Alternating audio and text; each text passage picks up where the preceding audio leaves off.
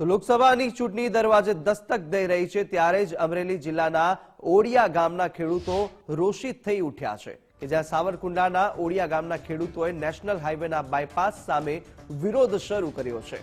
અગાઉ સ્ટેટ હાઈવેમાં ખેડૂતોની જમીનો કપાયા બાદ ફરી જમીનો કપાત સામે ખેડૂતો રોષિત બનીને હાથમાં પ્લે કાર્ડ સાથે ખેડૂતોએ સરકાર સામે સૂત્રોચ્ચાર કર્યા હતા।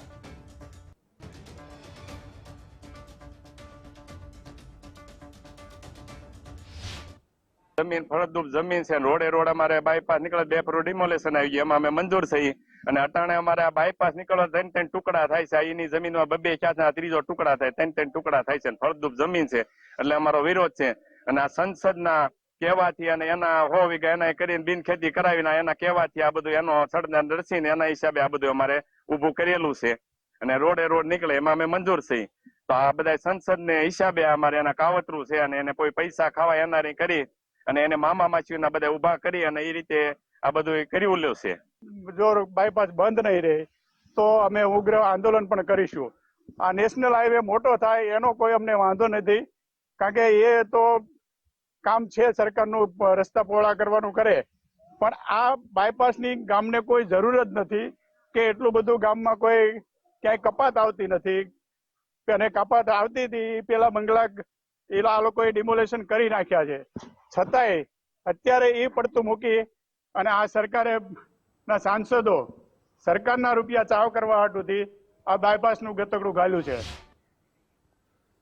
તો ઓડિયા ગામની મધ્યમાંથી જ આ પીપાવાવ અંબાજી સ્ટેટ હાઈવે પસાર થઈ રહ્યો છે, જ્યારે 2021માં પીપાવાવ અંબાજી સ્ટેટ હાઈવેની જગ્યાએ મહુવા જેતપુર નેશનલ હાઈવે બનાવવાની પ્રક્રિયા શરૂ થઈને સરકાર દ્વારા નોટિફિકેશન બહાર પાડવામાં આવ્યું હતું। ત્યારે અચાનક 2023માં નવું નોટિફિકેશન બહાર પાડીને વહીવટી તંત્ર દ્વારા ઓડિયા ગામના સ્ટેટ હાઈવેને મૂકીને બાજુમાંથી બાયપાસ રસ્તો કાઢવાનું નવું નોટિફિકેશન બહાર પાડતા ખેડૂતોની અગાઉ સ્ટેટ હાઈવેમાં જમીનો કપાત થઈ ગઈને જમીનોના 2 ટુકડા થઈ ગયા અને હવે સ્ટેટ હાઈવેનો રસ્તો મૂકીને નેશનલ હાઈવેનો બાયપાસ ઓડિયા ગામના સ્ટેટ હાઈવે મૂકીને શા માટે બાયપાસ રોડ કાઢવાની ફરજ ઊભી થઈ તેને લઈને ઓડિયા ગામના ખેડૂતો દ્વારા વિરોધ કરાયો છે।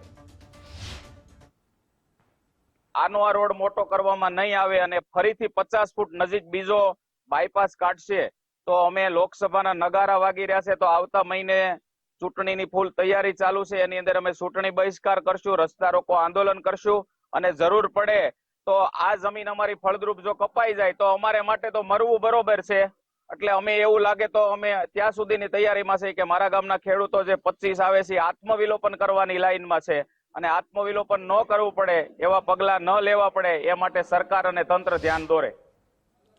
ખેડૂતોની જમીનો કપાશે તો ચૂંટણીનો કરશું બહિષ્કાર, તો પ્રધાનમંત્રી ખેડૂતોની વ્યથા સાંભળોના સ્લોગનો ખેડૂતોએ અલગ અલગ પ્લેકાર્ડ હાથમાં રાખીને ચૂંટણી બહિષ્કારની ચીમકી ઉચ્ચારી હતી। ખેડૂતોએ પોતાની જમીનો કપાત ન થાય તેને લઈને હૈયાવળારો ઠાલવી હતી, તો સાથે સમગ્ર Mahuva Jetpur national highway road પર બાયપાસ રોડને લઈને આરટીઆઈ એક્ટિવિસ્ટ નાથાલાલ સુખડિયાએ અમરેલીના સાંસદ નારણ કછાડિયા અને તેમના મળતિયાઓ દ્વારા ખેડૂતોને અન્યાય કરવામાં રાજકીય નેતાઓ આગળ હોવાનું જણાવ્યું હતું કે નારણ કાછડિયાની જે જમીન બિનખેતી થઈ એ જ દિવસની અરજી આ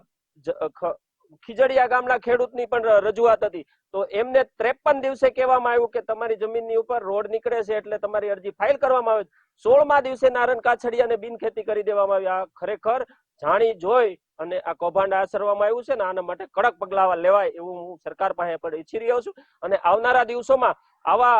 કટકીબાજ નેતાઓથી જિલ્લાને બચાવવા માટે મોદી સાહેબને અમારી એક વિનંતી છે કે આવા ઉમેદવાર અમને ભવિષ્યમાં ક્યારે હવે નહીં આપતા।